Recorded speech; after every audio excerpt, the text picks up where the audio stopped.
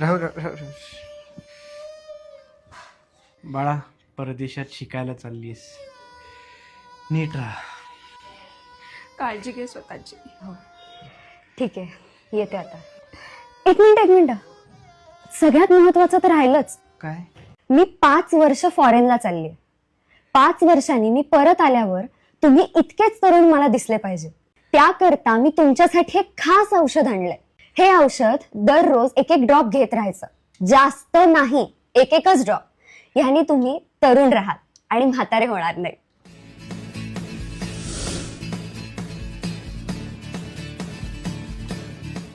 बाबा, तुमच्या कडेवर कोण आहे आणि आई कुठे आहे?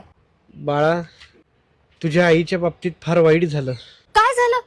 तू जे तरुण व्हायचं औषध दिलं होतं त्या आईने पहिल्याच दिवशी सगळं संपून टाकलं. त्यामुळे काय?